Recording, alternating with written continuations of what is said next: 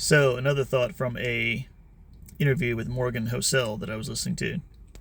He was talking about his experience with wealth and people's experience in general with wealth, and he was saying how that having more money can make you more content, or I think the idea was make you more content, but doesn't make you more happy, something like that. And it was really quite fascinating how he put it. So essentially, with money, with more money you can reduce some of the variables, some of the unknowns in your life, and some of the risk you can remove. So you can reduce your anxiety somewhat with money. Now, of course, the Bible does warn against trusting in money. So if you decide to trust your money, consider yourself warned. But it does make sense to me that having a certain financial cushion can reduce your stress and anxiety. And so it can reduce some of the negative factors in your life. It can reduce some of the bad days, essentially. So some of the bad days, like if there's a day that if you can't make your rent, if you can't pay your light bill, if you wreck your car, but your insurance is refusing to cover all of it and you need to get it fixed, there's things like that having money will fix those issues, and what would have otherwise been potentially a very bad day now is not a bad day. You don't have that bad day from it. Now, at the same time, having a lot of money in the bank, once you're used to it, right? Once you've got that certain level of whatever your money is that you normally have, and it's there in the morning. So you wake up in the morning, you open your eyes, does a huge grin cross your face just because you're rich? Like, I don't think so. And, if you get a nice house, well, you're going to get used to having a nice house. If you get a nice car, you're going to get used to having a nice car. So it doesn't necessarily make you our ability to adapt to our environment kind of works against us here in this case.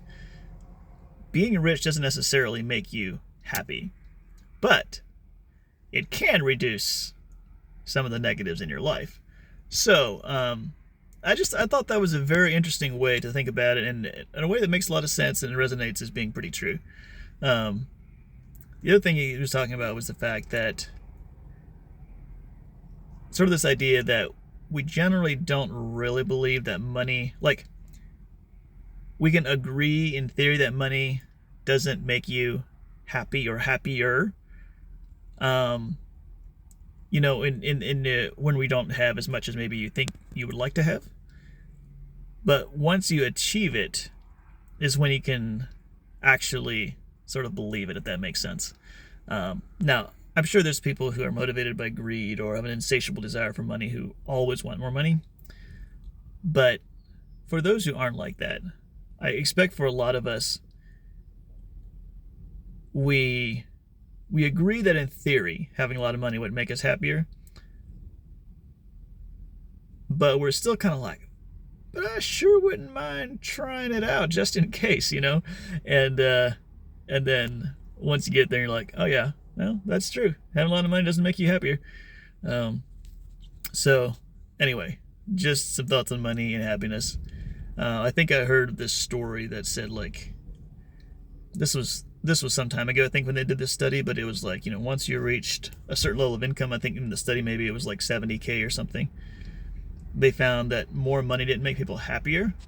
So it's kind of this idea, like, if you have sort of a basic standard of living or basic needs met, that up above that level, the people that they were monitoring, or the respondents, or however they did it, apparently did not show a greater amount of happiness.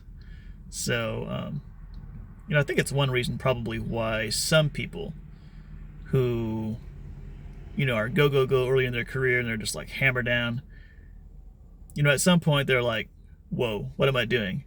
Because if the pursuit of, if you're sacrificing your happiness, if you will, if you're in a career or a job that's not fun, it's deliberately, like, it's specifically making you unhappy, and you're doing it in order to gain money in theory to get happier, but the more money is not making you happier, it's pretty easy to see why a person might be like, whoa, I'm doing something different. I'm making a change.